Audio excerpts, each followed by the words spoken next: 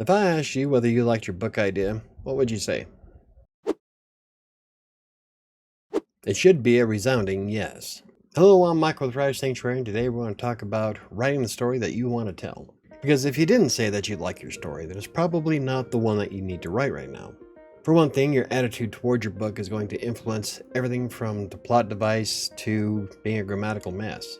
It'll be completely evident in your writing with word choices, and the whole flow will be off. And there's nothing wrong with coming back to it later once you've written something else. That's even if you want to continue writing it. If you don't like your story right now, I suggest trying to write something else and then coming back to it later, such as a short story or maybe a series of short stories. Just something to get the creative juices going. You may find out that you really don't like your WIP and decide to try something new. But when you're trying to write your book, don't worry about what other people are going to think. Some people are going to hate for the sake of hating. And you certainly shouldn't be focused on how many sales you can make on Amazon. You shouldn't be writing for fame and fortune anyway. Most actual authors just want to tell their story. If they make a killing from it, so be it. If not, they still told their story. People will read and buy your books once you've established yourself. You can't expect your first book to ever get published to be a bestseller or to rake in $10,000 a month. For the most part, that's just not going to happen. You'd probably have better luck getting hit by lightning twice during a sunny day while winning the Powerball, all at the same time. In reality, you won't have a specific audience anyway, at least not until you get a few books out. Once you start publishing the stories that you want to tell, then you'll start generating interest. For example, I know a lot of people who love horror but hate Stephen King. Yet, he still has an audience and is still quite successful. That's because he generated an audience from the early days who love and appreciate all of his work.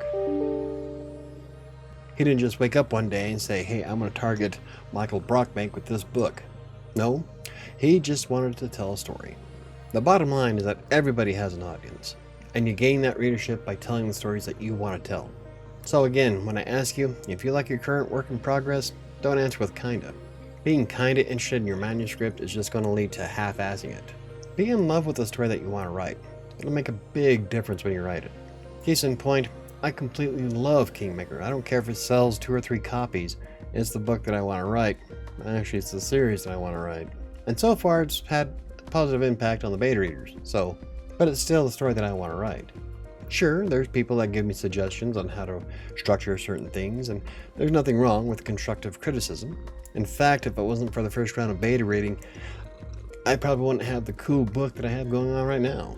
I love the changes that I've made in the second book. And I'll probably change a few more before it gets published.